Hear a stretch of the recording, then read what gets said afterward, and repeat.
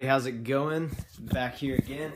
So we're going to talk about your website, how to growth hack it, how to take it from what you have. Pretty switches. Good to see you again. Yeah. So gonna take whatever you have as a website, and then we'll talk about some ways to growth hack it to make it something that's a little bit better and different. No, I don't. Yeah, I'm not sure.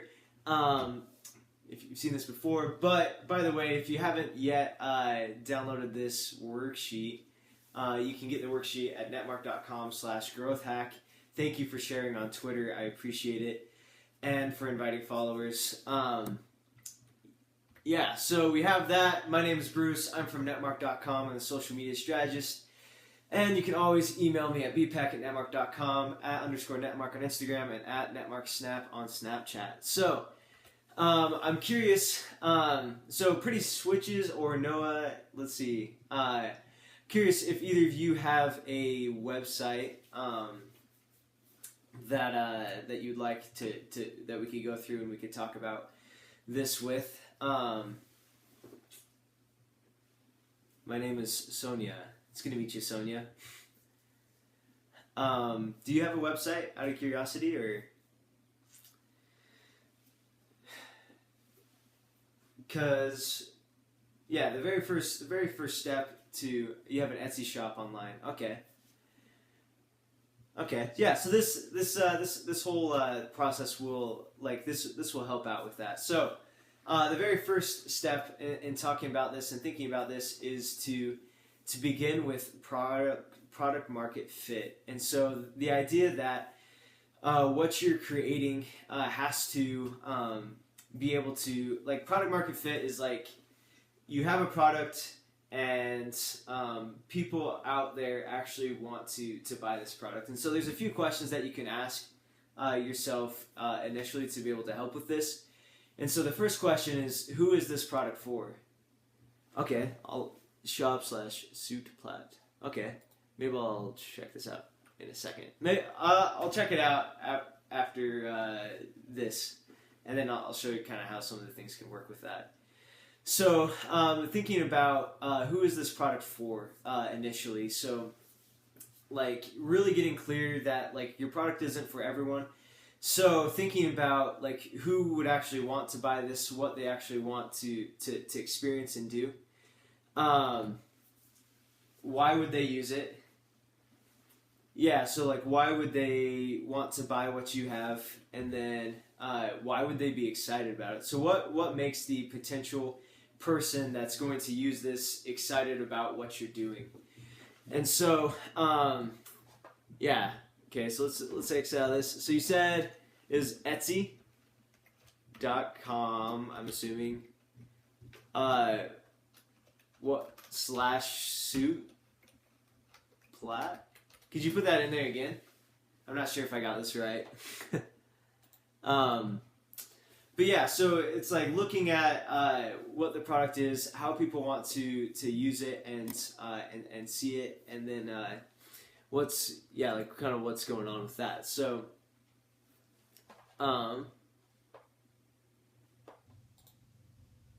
/shop/suit plat. Okay. Awesome. I'll stick that in there. Shop. Welcome on, Laura. So we're talking about how to growth hack websites, and so we're taking a look at this one right here.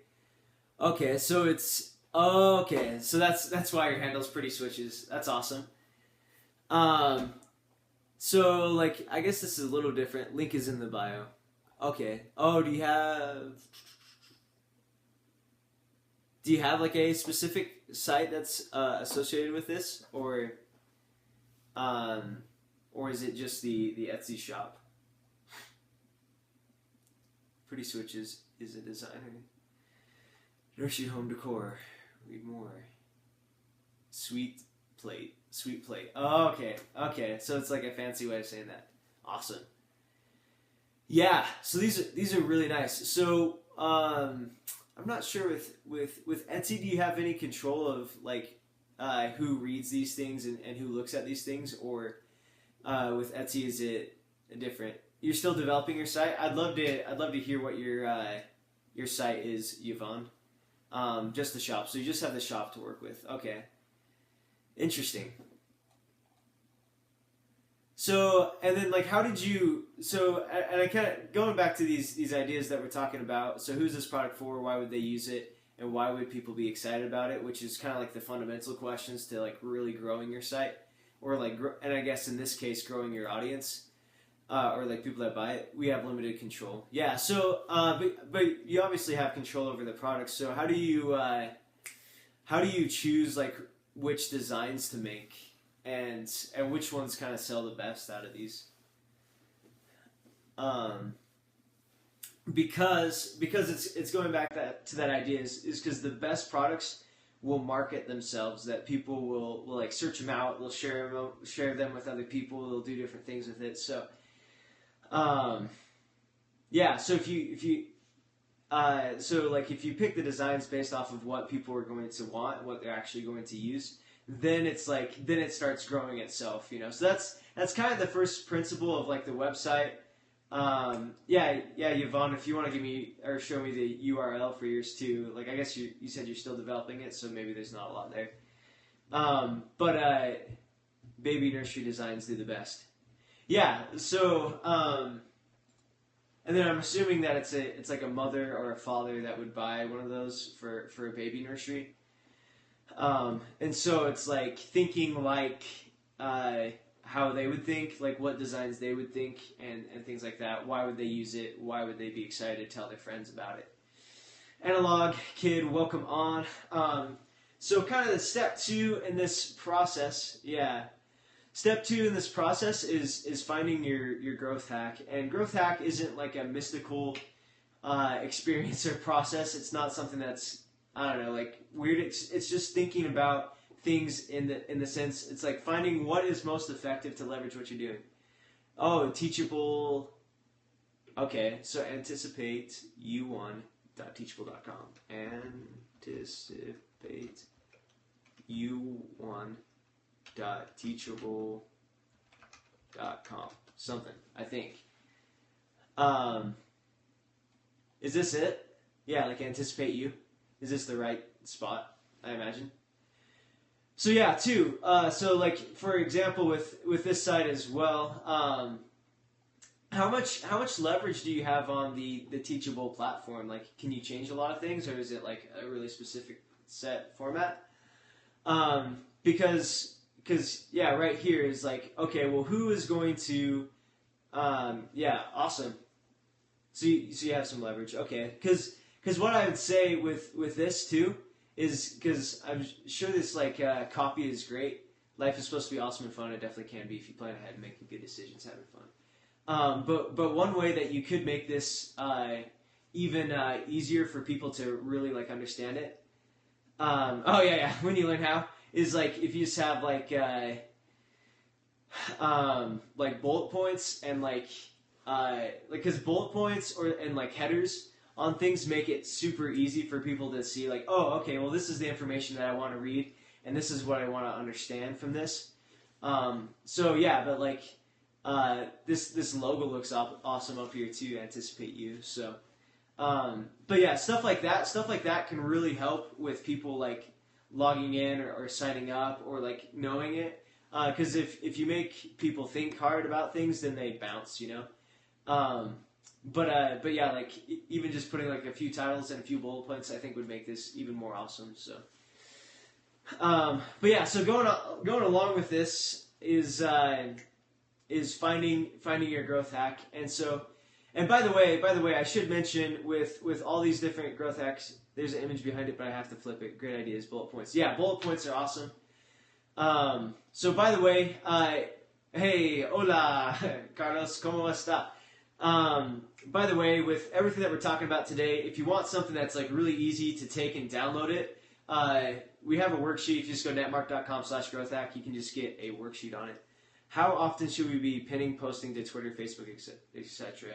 As often as you want people to follow you and like what you're saying. So I'd say every day, pretty much, because the more often that you're on it, the more often you have opportunity for growth and things like that. So, But yeah, so everybody that just came on, definitely netmark.com/growth hack. Check it out after this. We have a free worksheet for you that just like kind of this whole scope is something you could take, and then you could fill in the answers on that. So yeah, moving on here to step number 2 of finding your growth hack finding your growth hack is just finding something that you can kind of latch onto and make it grow faster. So like some examples of this of people that have used like growth hacks really, really well is people like Hotmail. Like Hotmail, every email that they sent, at the end of the email, they would put like, yeah, so the worksheet's very helpful. On Hotmail, they would put just at the end of the email, like, oh, get your free email with Hotmail. So every time that somebody sent an email, people would join on to Hotmail, you know, because so customers got new customers, got new customers, got new customers. So it's just like a simple idea that will be most effective in growing your business. And so some growth hack ideas is reaching out to sites that your prospects read, like with a pitch email. So like kind of growing in tandem with another site. So what's the link for the template? So it's netmark.com/growth hack. And Netmark is in our profile. So, but yeah, so it's just right here. So netmark.com/growth hack. Hopefully, maybe that's not viewable. I'll put that back up there. So yeah, that's the link right there.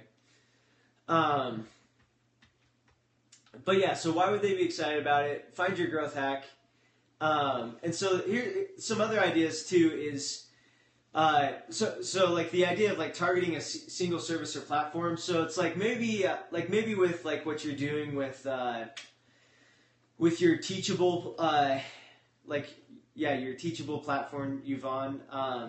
Maybe you just like only give courses on some, or like, so this is an example. Like, I'm not saying this is the right thing to do, but if you're on Teachable and you only targeted like WordPress or something, then every time, and WordPress is a growing platform, so every time that somebody uses WordPress, then somebody would like, I don't know, like your audience would grow. Or like PayPal specifically only worked with eBay in the very beginning, and so since they only worked with eBay, like as eBay grew, PayPal grew, and they were the exclusive way to use it. So that's one idea, but it's just kind of like this simple idea that like just try to find things that will massively increase your growth, you know, rather than just like the marginal ones. And so that's kind of like a more marketing aspect to it. Some other ideas to like grow your website is because like it's all about, so like with websites, it's really about two things, right? It's about traffic and it's about conversions.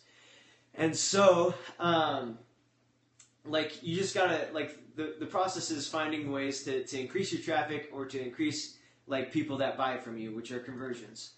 And so like one way to do that is just like host a cool event and then drive users manually through the process. So if you just have an event, and then you just say, hey, like just go on my website and sign up for da-da-da-da-da. You know, that's a really awesome way to do it. Langston, welcome on. You can launch to a small group of customers. Do you guys watch YouTube? Yeah. So you launch to a small group of customers, dominate it, and then move on to the next group.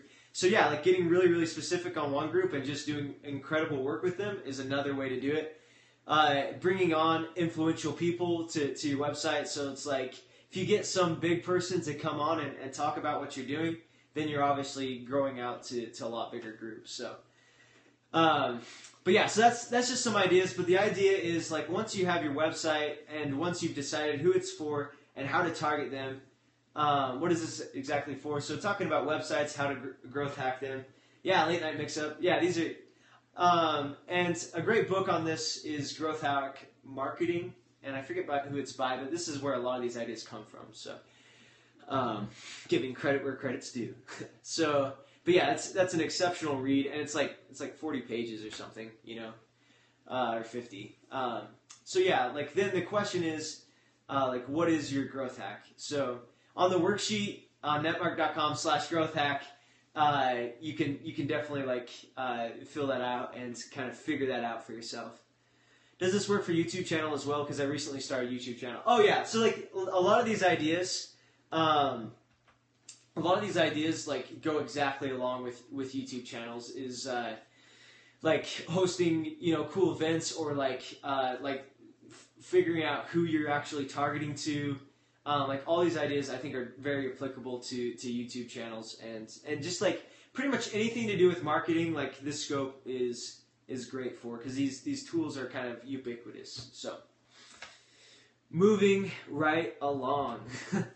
So step number 3, going viral. And so this is kind of the holy grail, I think, of all marketing is going viral. Yeah, hey, thank you for putting that in the feed. I appreciate it. But so that's the link right there. So going viral, and it's not a mystical thing to go viral. It's just hard work. It's just like understanding principles. Like some people really do go viral by mistake, but that's not the norm. So anyway, by the way, if you're getting value from this scope so far, please feel free to swipe over, hit invite followers, so they can also get some value from this as well. How do I get more subscribers? So